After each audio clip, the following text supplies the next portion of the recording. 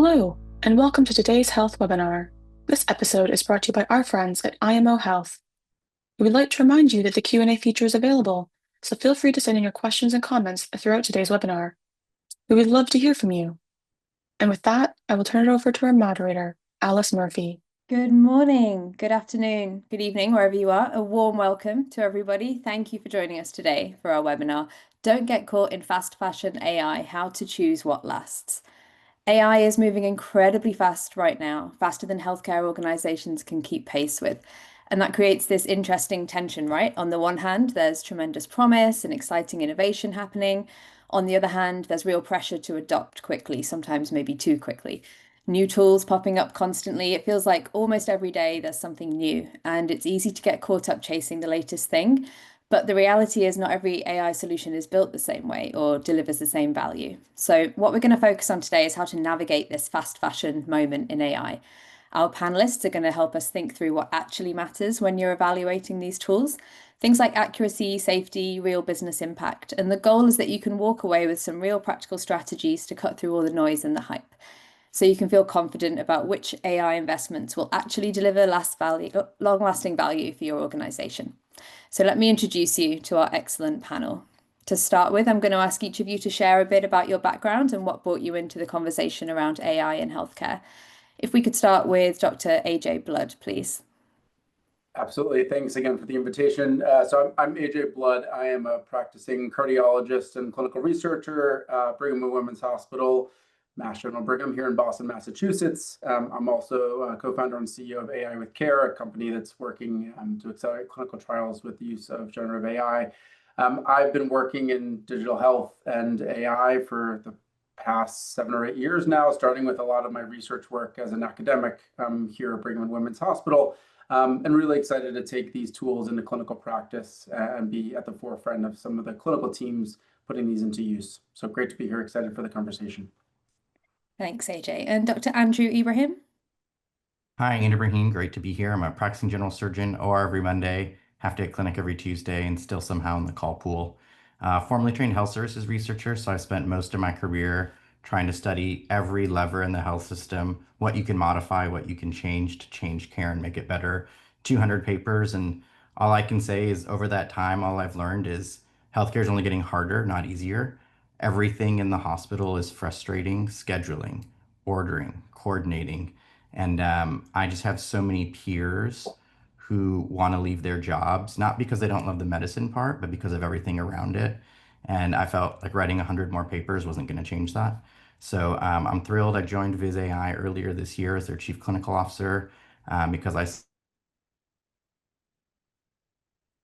saw it had the, and if I do my job right, then more of my colleagues will stay in medicine.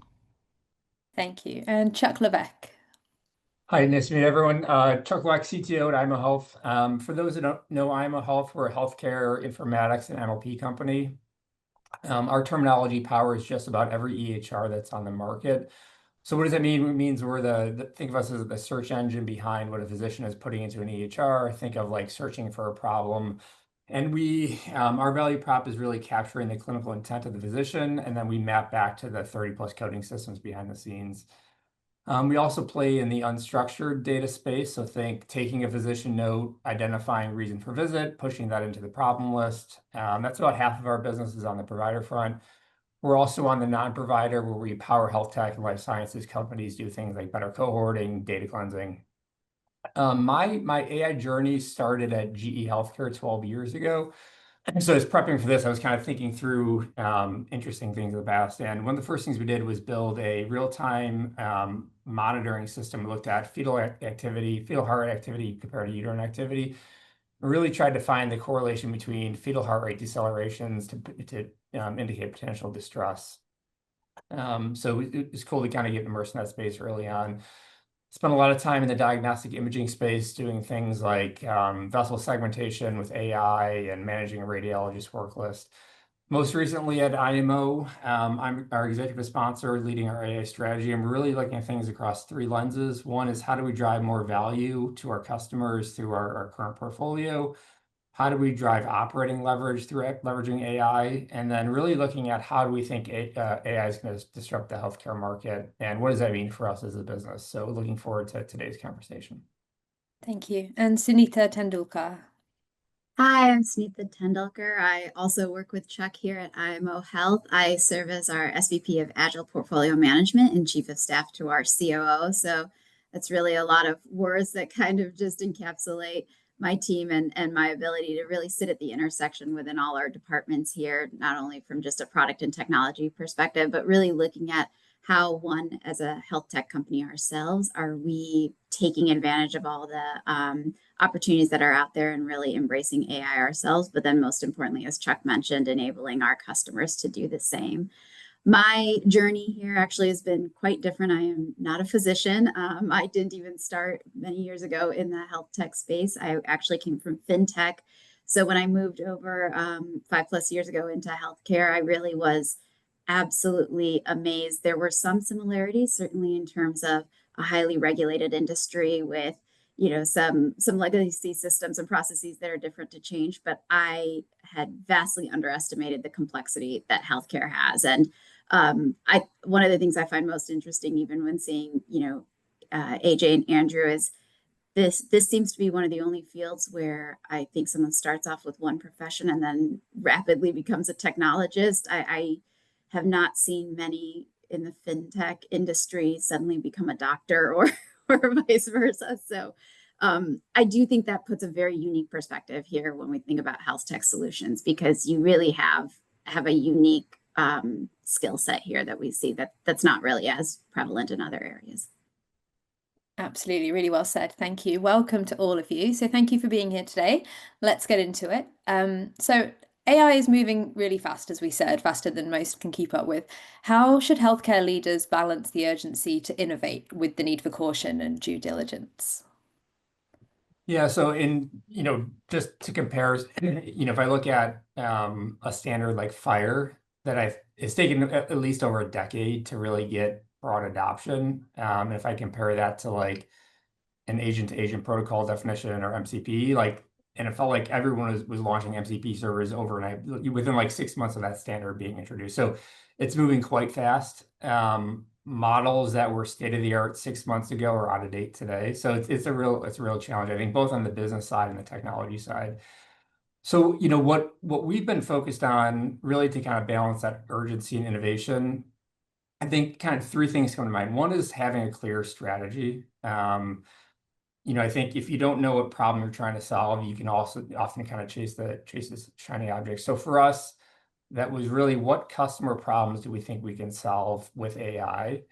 How do we create operating leverage? For us, we do a lot of clinical content curation. So how can we empower our physicians and informatics in-house to move faster, work at the top of their license, and then really that market disruption piece. What does that mean as a business, as healthcare itself gets disrupted? So I think first and foremost is having a clear strategy for your business on what does AI look like.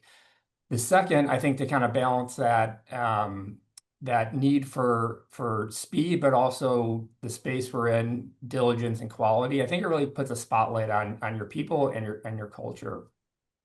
So for us, that meant a number of years ago doing an acquisition to bring in deep AI and data science expertise into this organization to really help us innovate. And then I think it really, that need for speed, it really puts a spotlight on your ability to execute fast with quality. So some of the KPIs that we look at are really still trying to enforce moving fast, but doing that with the right level of rigor in place. And then the third thing that comes to mind is really giving the space for innovation. We have a team that's dedicated just to R&D to think about model evaluation, benchmarking, when a RAG approach is better than like a model distillation approach. But so when I think about how do you balance this, this fast-moving environment, I think a clear strategy that's kind of your North Star that guides your activities. Really making sure that you've got the right people and the right culture in your organization to move fast, but do that in a way that makes sense. Move with urgency, but not do it in a way that can add risk. And then making innovation a priority to make sure that you're carving out time and capacity to give your kind of brightest and most cutting edge team an ability to kind of think outside the box, challenge your business model, look at how you can disrupt what you're doing today. So for us, those are the three things that we've really been focused on here at IMO Health. Mm-hmm. And I'll And just add as a guiding light that you know, our motto we go back to often is innovation moves at the speed of trust. You know, the technology and the engineering is not the rate limiter anymore. Our engineers can put out a new product in 2 days. We tell them the problem, they can spin it out really quickly. But why does our client say, yeah, put that in our clinic next week? Because we've built long-term relationships to facilitate that. And a big part of that's just been transparency. When things work, we're excited about it. When they don't work, they're the first to know. And we keep real-time communication. It's almost like our team's on call as much as the doctors. And if something goes wrong at 2 in the morning, we're there to let the client know and figure it out together. So trust has been a huge driver of how to keep that pace going. yeah, and I want to come back to trust actually after this. AJ, Chuck mentioned there that the people need to have the right expertise, right? So what should healthcare leaders be asking vendors when they're evaluating accuracy and safety and clinical relevance, just to make sure that they have that? Yeah, I mean, it's such a key point. I think it's a major challenge that we've seen, especially in the academic world with the development of a lot of these models, right? Especially in the early days of AI, somebody would spin up a model. Again, it can happen pretty quickly, but the external validity of that model is really limited. And you take that same model characteristics inputs and layer it onto another health system, even if it's a couple miles away, and your performance would significantly drop. And so I think, really being able to engineer for that, prepare for that, right? Like, so we do need large, diverse data sets. We need this trained not just on one health institution's data. And it's oftentimes not that the patients are that different, but the data inputs or the data architecture is different, or the heterogeneity in how that is structured, curated, or incorporated into any model, and how that is done from one health system to another. I think my friends at IM know better than many others that like one instance of Epic is one instance of Epic. It is not, it may look the same to the clinician at the front of the user interface, but it couldn't be more different behind the scenes in many of those cases. And that translates to how these models work and perform. So I think, remembering at the end of the day, and again, like I love this too. I think that motto of move fast and break things, that's like how a lot of innovation happens. That doesn't happen in healthcare. It can't happen in healthcare because at the end of the day, breaking things is, hurting a patient or a process or a clinical outcome. So there is, there's a reason healthcare, moves in general much slower than a lot of other industries. Not that dollars and cents don't matter, not that customer experience doesn't matter, not that sales doesn't matter, but that there's like true physical, harm that can happen at the other end of one of these outputs when you talk about medical care. So I try to say, we should be working backward from what actually happens to the patient, and how does that, taking each kind of step and intervention backward from there, how is this tool going to actually help me do what I do? And I think part of the reason we haven't seen massive amounts of AI layered into every facet of clinical care, where again, I think Dr. Abraham probably could tell you, there's a lot of places AI could add value, is because this has to be done very intentionally. This has to be done in a way that's shown to be safe, reproducible, compliant in a regulatory way. And I think all those things are a big part of the process of why it takes time, intention, and concerted effort to get stuff done in healthcare, especially when it comes to innovation. Mm-hmm.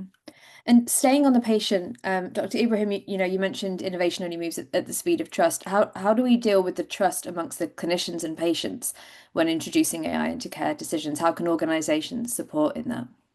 I love that question because it gets to the heart of the matter of like we can build all kinds of products, but if they don't trust us, no one's going to use it. And I think at the core of that is part of why I love my job is getting to live in both worlds and to almost translate.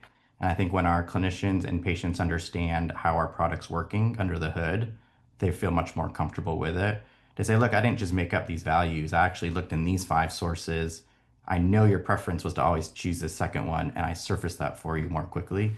To be able to explain our product in a way that helps them understand how it's working has been incredibly important. And I think the second component is to make sure we're solving problems that they want solved. There are a lot of products out there that are kind of edge use cases that don't really tackle the day-to-day bottlenecks of care. And when you start focusing on problems that really are what frustrate people, you build a lot of trust that way as well.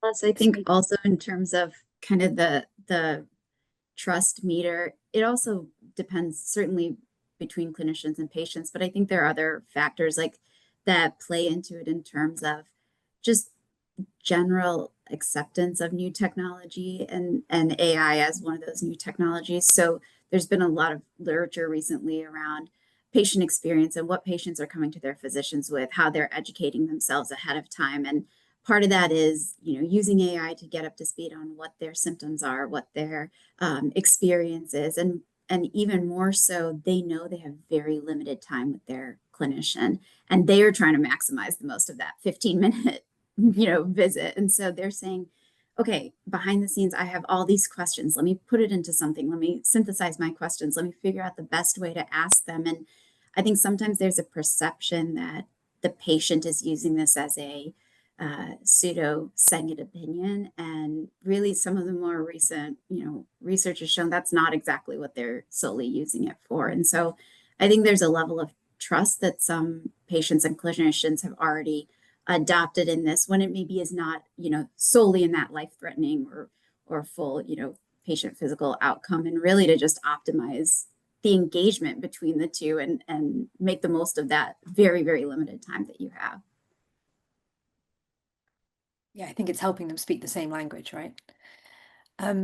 I'd love to ask just to the group. I know it's a tricky question potentially, but what role should regulation play in separating the meaningful AI solutions from the hype? I'll start with some positive news about regulation. So I got to testify in front of Congress last month about how to safely adopt AI. And I will say it's one of the unique topics in Washington right now that has bipartisan support, where both sides of the aisle are excited about recognizing it, harnessing it, and facilitating its uptake. So I think there's actually just a unique moment that's maybe a refreshing change from the day-to-day of Washington that both sides want to see AI move ahead. I want to give a lot of credit to the FDA, certainly current Commissioner Marty McCary, who I've known for a long time since Hopkins, has been really visionary about trying to accelerate AI. But even some of his predecessors did great work in how they approved early AI technology, intentionally creating broad predicates so that future technologies could get adopted faster. For example, our HCM model, that was one of the first de novo FDA approvals for ECGs, became the predicate for the Apple hypertension module that just came out. So it's fun to see your own models expand way beyond your company, your work, and even your sort of field. But that's kudos to the FDA for intentionally being brought up front. And moving forward, I think as regulators start to see more and more products come through, there'll be a lot of emphasis on, is there a real pathway to reimbursement? I think the FDA has done a great job in getting the approval parts lined up, but do we have a pathway from CMS or other mechanisms to ensure that there's going to be a way to pay for these things on the other end? Does anyone want to add anything there? It's obviously still early days. I think we're learning a lot, and the FDA, to their credit, I think is moving a lot faster than many thought they would. So I'm excited to see their investment in this, both in time and people, as well as kind of some of the cooperation. I think Dr. Ami Bhatt is a cardiologist here in Boston and is the innovation director for the American College of Cardiology. I think sitting on one of the FDA advisory panels in digital health, focusing a lot on AI. So I think there's they're definitely hearing diverse opinions. They're bringing a lot of people into the conversation, and I think that's the right way to move this ahead quickly. But again, like focusing on quickly is great. Safety, appropriateness, external validity, like all these things, and I think that's what the regulators are there for, is making sure that we don't get something on the market so fast that it actually, again, like I think we focus a lot on like model accuracy and sensitivity, but when you talk about things like specificity, right, like then you start getting into what are the false negatives? What happened to those people? And if this model says they don't have HCM and we abandon that evaluation strategy, no model is perfect, right? And so I think we have to be careful about mental anchoring and really educating ourselves and our colleagues about how this is just another tool in the toolkit.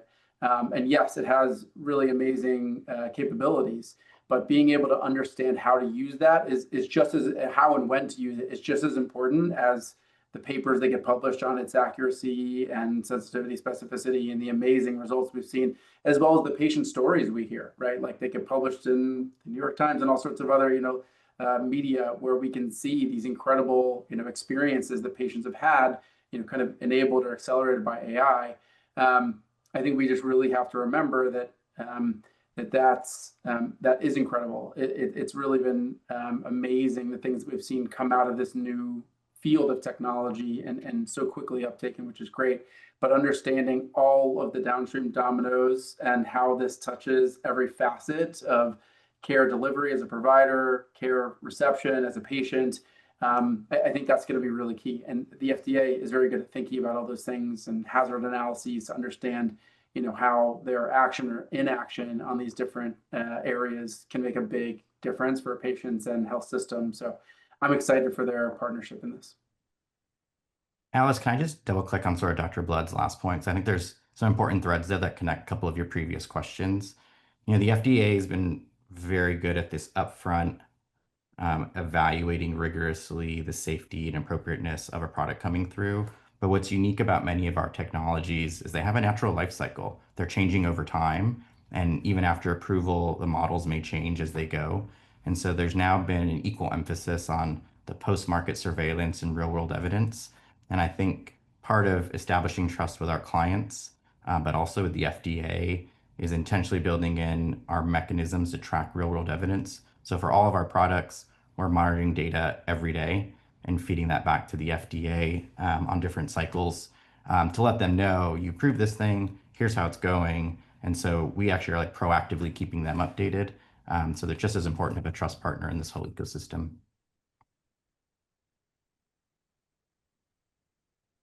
So let's talk about ROI, because that's what it comes down to, right? A lot of the time. How can health leaders evaluate whether an AI tool is going to deliver that long term?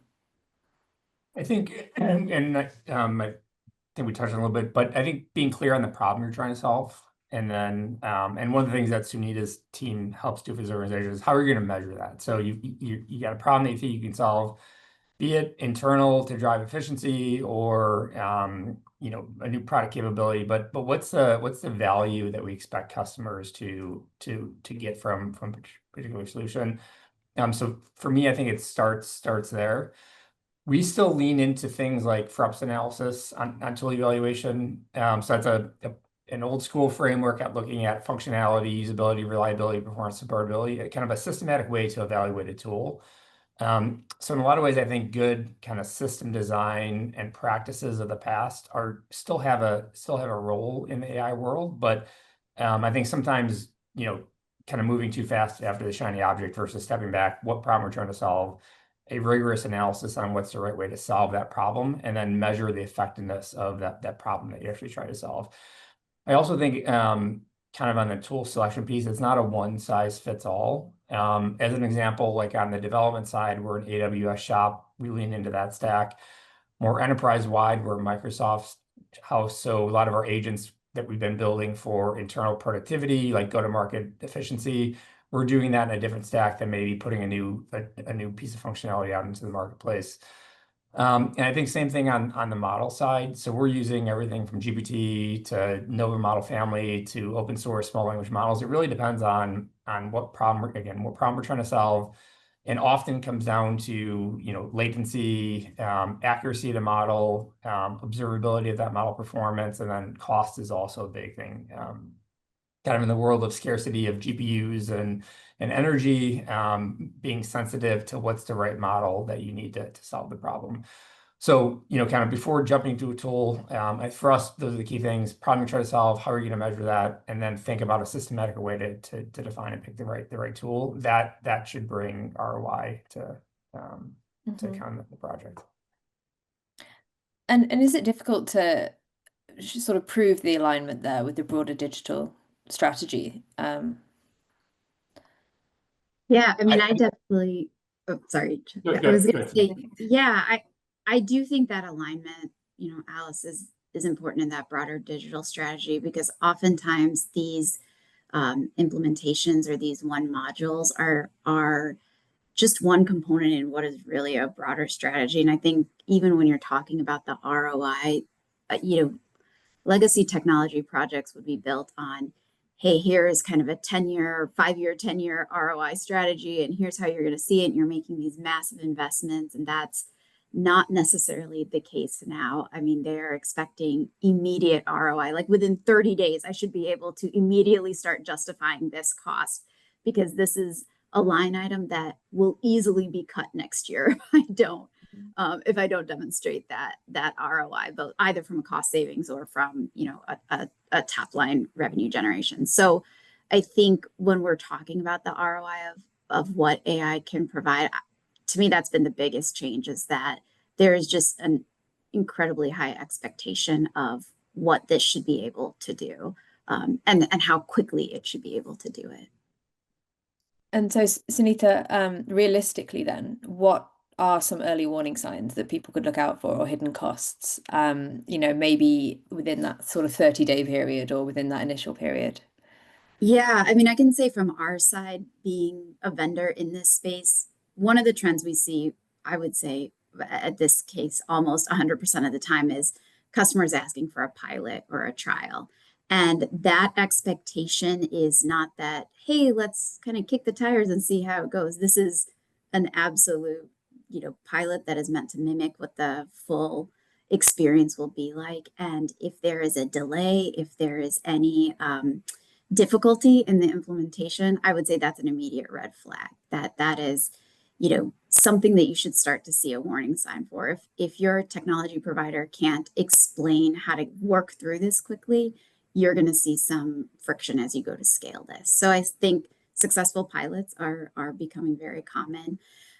We talked a lot, obviously, about trust and explainability in the AI. I think the other aspect I had heard kind of recently was, clinicians or providers, they're not going to be replaced by AI, but those who use AI will replace those who don't use AI. And what I felt like that really was speaking to was the concept that embracing this technology, provider organizations, they're building that kind of culture, and they're trying to, or at least trying to build that culture. And so when you're looking at kind of a red flag, it would be, is this something that my existing providers are resistant to, and really, what is that reason for resistance? Because I don't think it's as much of an aspect of kind of, they don't trust AI, but they do need to be able to be bought into it. And then I think the last red flag is, Chuck, everyone's touched upon is the speed at which this technology is changing. If there are things that your technology vendor is pitching that's really dependent on some fact to be true, and they can't explain how to change that very easily, or that dependency, if that's changed, they don't really know how to react or pivot to it, I think that's another red flag. So as an example, we've had customers who said, hey, we really want this technology. We intend to implement it in this model in our own ecosystem. And then 60 days later, they say, never mind, we don't have the operational support for this. We need to implement it in this model. If our entire value pitch to them only worked in that one deployment strategy, that's a huge red flag. You can't expect these factors to be static for long. So I think kind of looking at those angles could be a red flag that maybe are different than leading indicators before. There's so many red anyone else have flags, kind any? of like pile-on. There's so many good ones that I may just add a couple more if that's okay. I think as early as the first pitch, when you start hearing buzzwords like transformative, last you'll ever need, fundamental game changer, I immediately start to tune out because it sounds like an oversell. And don't get me wrong, the technology we have right now is incredible, but I think we sometimes do a disservice to our products when we speak like that. So being a little more measured in the pitch. So once you're hearing the buzzwords, I would advise health systems and clients to definitely perk their ears up. During the implementation, I think we need to be very candid about the IT burden for the client side. So we have a number of CMIOs at health systems who've already implemented our product, who are willing to candidly talk to prospective clients and just say, hey, everyone told you it's going to take a day, just budget a week. Just trust me, it's going to be a week, and just be very candid about it so there aren't surprises. And then after it's implemented, we track engagement numbers every day. And if it drops by one or we're usually like in the mid 90s, if it drops a couple percent, we kind of spaz out a little bit and then we look into it and it's like, oh, they're on vacation this week or like whatever. And it's like, okay, cool. That kind of explains it. And if it's not that, it's like, oh, radiology changed their labeling of this protocol. We haven't updated our model yet, so we're missing a capture. So checking engagement numbers every day has been super critical for us to understand, like, are there some warning signs of things not going as smoothly? I'll add to that. Yeah, I think we've been also focused on kind of value attainment. So we, maybe have a certain ROI that we think a customer will gain from our portfolio. We feel it's important to help them measure that along the way too, to have that constant dialogue. Hey, we felt you should be achieving this value, and then helping them keep an eye on that as they start to use our product. So just kind of building upon that, the usage, but also like the value attainment from the solution that they're leveraging. Dr. Ibrahim, you mentioned the pictures with the buzzwords, and I can appreciate why that might be coming from them. Are there any questions that you would use to sort of push through that, to get through the hype and just sort of get down to the reality of it, or would you be completely put off straight away anyway from those? Yeah, I would love like a real use case. Just be like, just give me like the use case. Just tell me it's gonna happen. And if you start telling me I'm gonna see 300 more patients in clinic every day, like I'm gonna get a little like I because like, you know what? I think there are a couple more patients you could see every day and give me like a modest thing. Because as soon as I'm off the call, I'm gonna go call the person who leads my clinic. And I said, if you had this and this, do you really think you'd see 10 more patients? And like that's the difference of whether or not that vendor gets a phone call back or not. And so I think having so in the ideal world, and this is what we spend a ton of time doing, is we go spend a bunch of time in that clinic first and say, if we could do this thing for you, how many more people do you think you could see in clinic? And then when we go talk to the CMIOs, we say, we spent time in your clinic. We talked to your lead charge director, and they think if they had this, it'd probably be 10. We're estimating 7 to 8. And so just having like some real on the ground understanding of their problem goes an incredible long way. Yeah, and maybe just to be like really brief, but like on all these points, totally agree. I think there's sometimes a misconception about like how hospitals and health systems and doctors like actually make money in healthcare. And in general, right, like we've talked for a long time about kind of value-based care, but the vast majority of dollars that are spent in American healthcare are spent in fee-for-service dollars. So that means you're either seeing a patient or doing a procedure or surgery. And so like, especially if you're trying to talk about like really quick, like ROI, like serious financial ROI, you're either increasing surgical capacity and turnover and decreasing turnover time, or you're increasing clinical capacity in clinic. And those are actually really hard things to do because people have been thinking about that and trying to do that for a really long time. So yes, this technology is amazing, but I think that just goes to like, what are your KPIs? Like, what are your success metrics? What should your actual like promise to the customer or the client really be? Because like Dr. Ibrahim, if you say it's going to be like 50x my current clinical capacity, like I know immediately, well, there's maybe your tool can do that in this very narrow scope, but then every other part of this like 26-step process, the step before it and the step after it is then to get massively overlooked. And you're actually, the overall process is not going to change at all. So I think there's, just understanding that process and that flow. And I think really truthfully, like if you have the opportunity, being able to spend time in a clinic where you think your solution is going to be able to insert and make a difference, like whether it's a friend or a colleague or your clinician or provider, like whatever that is, like I think that is like very valuable. And even spending 30 minutes, like donating your time for the day, coming in with an inquisitive mind and a reasonable ask.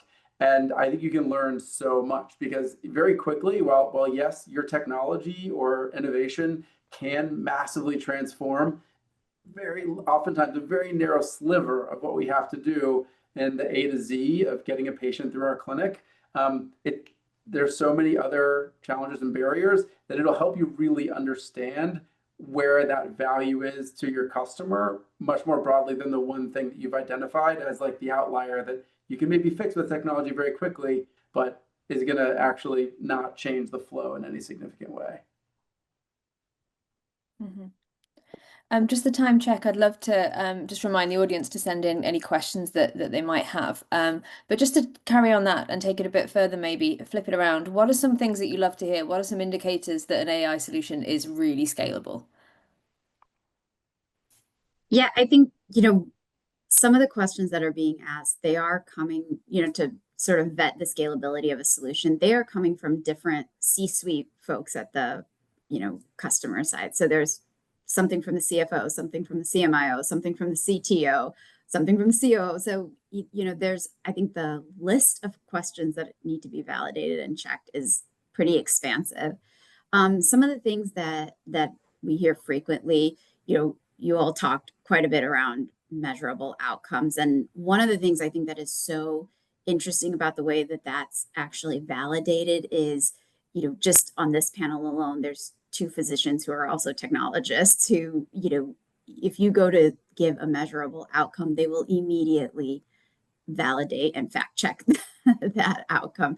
So when you're pitching, like we talked about these measurable outcomes, I think you have to absolutely be prepared that if there is not a SME who has validated that outcome, that will immediately get discredited. Like not later in the process, but conversation number 1, there will be somebody who is fact checking you on that.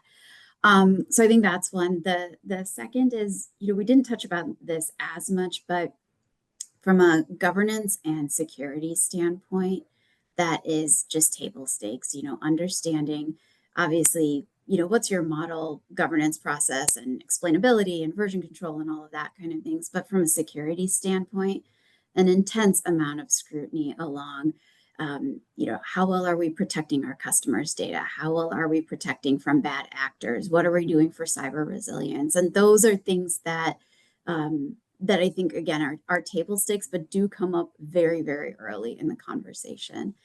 And then I'd say one of the other ones that we haven't touched upon is probably just that total cost of ownership. So, they are understanding, I think a buyer is understanding that I'm purchasing this technology, I'm evaluating this technology, and here's what my upfront costs are. But really, how are you evaluating the long-term cost? And most importantly, knowing how these models and the infrastructure and the architecture is improving and costs are reducing. I think if a technology provider can't articulate, here's how I'm controlling your costs during this maintenance and ongoing phase, even as your volume scales, if your cost is going up as your volume scales at the exact same percentage, that is just not an aspect on that checklist that's going to get you very far. And so I think being able to show how you're offsetting that is really important.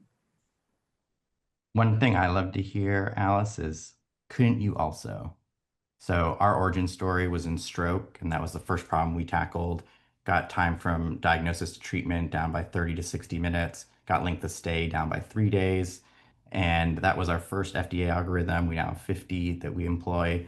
But it's great to have a client come back and say, like, hey, could you do something about pulmonary embolisms? Could you do something about aortic dissection? So every health system leader that I meet with, they have my cell phone number. And I love when you just see the bubbles going, because it's like, hey, we have this new problem we have. You guys helped us solve these 2 or 3 others. Couldn't you also this? It's probably going to get me into trouble because we have 1,800 hospitals in our system now. But I still love seeing those bubbles to see like what's on their mind and like how can we help them. So we've had some questions in, and I would love to try and get through them all if we have the time. So we'll move over to those. So to the group, whoever wants to take this, the first question, how to establish a good quality measurement method and process for an AI solution? Who should develop and run it to build the trust? Should it be the vendor, the customer, or a third party? For us, I think it's a combination of, so we almost every opportunity, we start with a customer data set. Ideally a gold standard from a customer, but if not, we help them construct that. And we have a deep clinical team in-house that can work with that customer to construct that data set. So we will lean on the customer to make sure that we're kind of marching towards what they expect the outcome to look like. and then an in-house team of informaticists and clinicians and mappers that really help guide our product development. So that's a key part of our process, is to make sure they're part of that development cycle, are evaluating model performance, output, as really a representative of the customer, and then we take that back to the customer. So we've seen, as we moved in the space, a very collaborative approach per customer, that's often kind of unique to their data set. So for me, it's a kind of a combination of the customer we're partnering with, and then our internal SMEs that are really equipped to validate and kind of speak on behalf of the customers from a clinical perspective. Yeah, just a quick, most health systems are gonna require that you validate in their data set before they sign some huge enterprise contract. So I think that's, again, kind of table stakes. It's great if you can come to the table with some monitoring systems, model drift, non-determinism type of, internal structures that you can say, look, it's the, if something changes, or if, we have early warning systems. I think Dr. Abraham mentioned something similar, right? Like, we notice this before our customer often does. That's always great, because if their customer is coming to you with something they notice as a problem, and you're like, let me figure out why that is, that's never a great look. Mm-hmm. Another question asks, what does a mature AI ecosystem look like in a healthcare organization, say 5 years from now? Everyone's probably pausing because we're like, we can maybe say 5 months from now, but That's it. It's impossible to answer, right? Yeah, I So mean, I'll give you. Oh, go ahead, no, please. Good. I just moderated a panel at Academy Health that had the AI governance leads from 3 major health systems, and got 3 wildly different answers about their view of the future, all the way from the extreme of everything's going to be centralized, there'll be one office that makes decisions, to the exact opposite of, we just want it to have some processes in place, it's decentralized, every department can make their own decision because they have the maturity. One of the rate limiters that came across all 3 panelists, and that I agree with, is actually the AI literacy in most health systems is pretty poor. So sure, there may be 2 or 3 point people who do that, but across the system to understand what AI is capable of and what's actually happening is still pretty poor. So we collectively have a long way to go as a field to get everybody up to bar. Yeah. We have a question for some real practical advice here. So John says, I only offer 90, 120 pilot test runs because of the fact that no one knows what will be prevalent in 12 months. Is that too long, or is that a good time frame for a pilot? I mean, I think, in my opinion, and I'd love to hear the other panelists, I don't think that's too long. I think that's kind of a really solid sweet spot of how long a pilot can last. A consideration to keep in mind is, to what extent also is your organization done their preparation for a successful pilot? Not to say that they have to have everything worked out, but I think what makes it success, or what allows you to validate the success of that solution in 90 to 20 days, is also as dependent on, your preparation, your willingness and availability to really mimic what the live interaction will be like with the system during that pilot.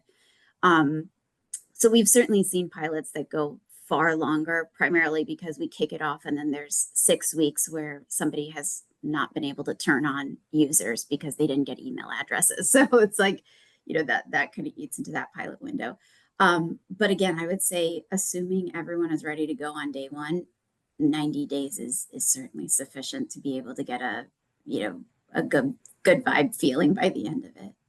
I'd agree with that. I think there's often somewhat of a big change management with some of these too, which I think, at least as you're thinking about that pilot and effectiveness, it's how are you, if you're putting something new in front of a physician, understanding the change management that has to go along with that, and being thoughtful around that. So even though you may have a hypothesis that you're going to improve a workflow, it needs to be kind of carefully thought out on how you even approach that pilot.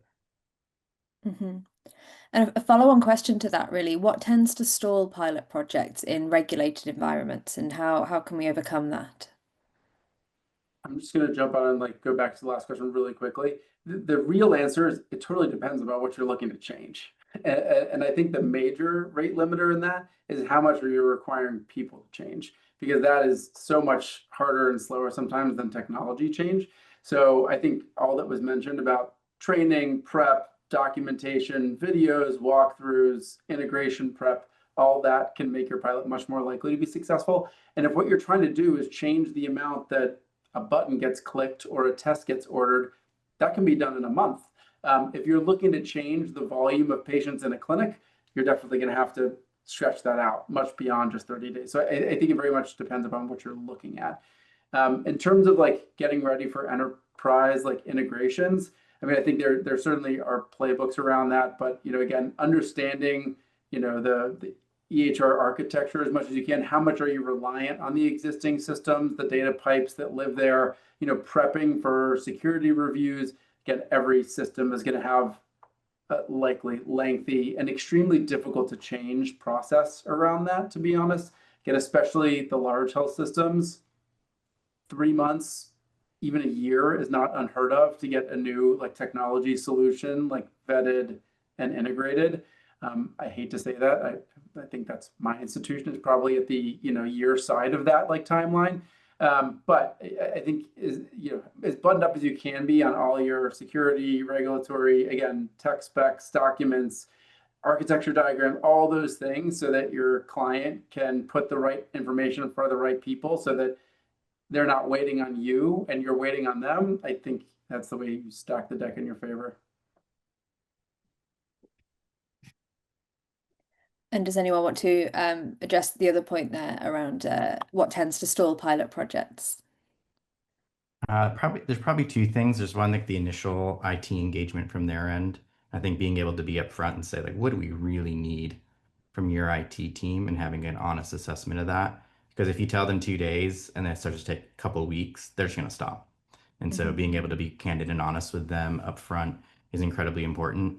When we're in pilots, we are like incredibly proactive with them and almost like looking for problems. Or we're trying to like probe them to be like, are you sure? Anything else that could have been even just a little bit better? And so we try to be even harder on ourselves in that stage, as opposed to kind of waiting for them to raise something. So the earlier we can find something and tweak it early in the pilot, so by the end of the pilot, it's smooth sailing. And I think the 90 days is probably about right. With the pace of things, I think like 90 days, you kind of know. And if you don't know by 90 days, then the answer is probably no. So I think that's probably about right. I think we have time for one more question just from the audience here. So we just want to come back to the topic of trust. John here, a different John, says that trust continues to be a common theme in healthcare as it pertains to adopting AI-based solutions. And so how there's lots of questions that, how do we vet the tools? Can we trust them? Will this actually improve the care? Do you have advice for people like chief medical technology officers who are struggling to get those questions answered? I think one of the major challenges with AI in general, I'll try to be brief here, is that at the end of the day, this is my license on the line, right? So you're asking me to trust something that's changing clinical management for a patient in most cases. And if I trust it blindly, then, right, and this is the 1% of the time you're wrong, something bad happens to a patient, I lose my medical license, I can never practice again, right? Like those are the types of things that are nightmare fuel to clinicians and providers in using any new tool and technology, whether that's a new medical device during surgery or an ablation procedure, or if it's a new technology that's helping me get through medical data faster. Because at the end of the day, this is my patient, it's my responsibility. And so I think that's what you're fighting against is, how can nobody can, if you say 100% of the time, in general, no clinician is going to believe you, because no test is perfect, no doctor is perfect. And I think one of the other challenges we face in this is we're comparing AI to perfect. No doctor is perfect. No healthcare provider in general is perfect. But I think, when you're being asked to take on the risk of that 1 or 2% that the AI system or algorithm or platform might be wrong, that keeps me up at night. That scares me. And so it makes me say, well, wait a second, if I'm going to go back and look at all the primary data anyway, or if I'm going to scroll through and make sure I totally agree. Now, we've been able to show like clinical outcome changes in tools like, again, what Visaya has shown with stroke, right? Like if you can actually actionably show that using this tool gets your attention to the right thing at the right time for the right patient, outcomes matter, right? Like, so show me, the old ad, right? Show me the money, like show me the outcomes, show me the clinical improvements, show me that I can, I can actually put my trust and faith in this. And also don't just show me but like help me understand. Because I think right now, I think the two doctors on the screen here are like extreme outliers. The vast majority of healthcare providers are not fast with AI. Like half of them have like touched ChatGPT before, right? Like there's an old adage in medical training, you practice how you're trained. And like beyond that, changing your practice is extremely uncommon. And I think that's just, we're taking a new tool and technology and trying to integrate it across the board for medical practice for all sorts of doctors and healthcare providers in a field that generally moves very slowly. Again, I'll pick on cardiology, guideline-directed medical therapy, evidence that's known to save lives. As cardiologists, our overall rate of guideline-directed medical therapy, which is using these medicines for these patients that are known to literally improve, not just improve their lives, but reduce their risk of dying, is like 50%. We are woefully behind. And I think there's a lot of different reasons for that, but that's all just to say that like you need to make it easy, you need to make it trustworthy, you need to help them understand and not take an enormous amount of their time and overall reduce their efficiency by doing it. To help Dr. Blood feel better about his field, I think almost all of us are somewhere around 50 to 60% guideline concordant care, whether it's oncology, surgical care, cardiology, we're on a similar boat. John, I feel a little sad for you that you're having trouble getting answers to those questions. So one thing that we've tried to do that I think has been successful is to try to mirror the language of what our clients want. So for a lot of our clients, they're big academic health centers, and we do a lot of research. So we have over 100 peer-reviewed papers and abstracts validating our outcomes and results with real measurement by some of our clients. Some of it we're involved in, some that we're not.